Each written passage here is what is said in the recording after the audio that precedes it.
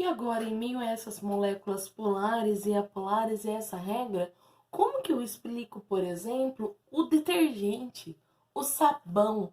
Porque, por exemplo, o detergente, se eu coloco o detergente numa panela que tá meio ainda com um pouquinho de óleo, ele consegue se envolver aquela gordura e depois ele consegue ser solubilizado na água. Como que a gente explica isso? Porque eu tenho moléculas chamadas de moléculas anfifílicas.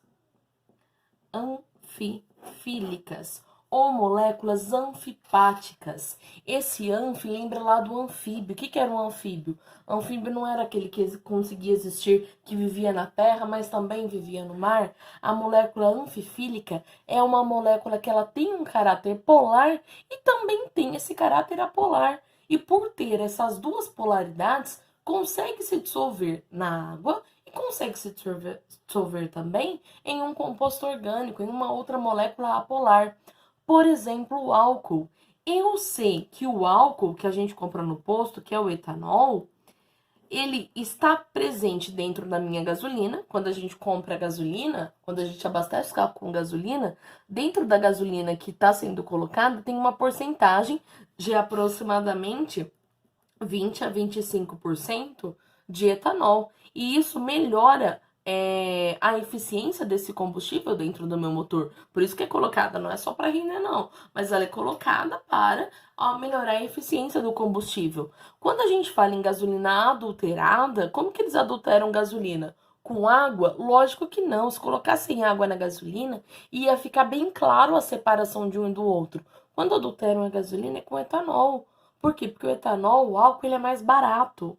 Agora, então, eu sei que o etanol, ele consegue se dissolver na gasolina, sendo que a gasolina veio do petróleo, que a gasolina não mistura com a água. E a gasolina, ela é apolar. Agora, eu sei também que se eu pegar esse mesmo álcool e tentar misturar com a água, ele também mistura na água. E a água, ela é polar. Como que eu explico o etanol se dissolver na gasolina e na água?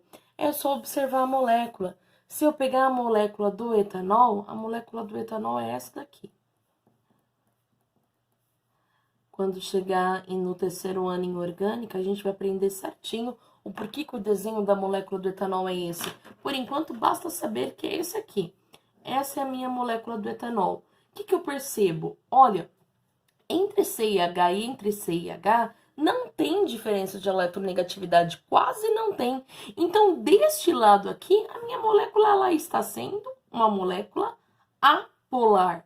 Agora aqui, quando eu olho a ligação entre C e O, ou olhando entre O e H, o oxigênio ele vai concentrar as cargas negativas sobre ele. Então, ele vai formar um polo. Então, essa molécula também ela é polar. No caso de uma molécula que é polar e apolar, nós chamamos essa molécula de uma molécula anfifílica. Uma molécula que ela tem caráter polar e tem caráter também apolar. A maioria das moléculas anfifílicas e anfipáticas são moléculas orgânicas, que a gente vai falar bastante delas no terceiro ano. Agora, só para a gente ter uma noção, existem moléculas que são tanto polares quanto apolares?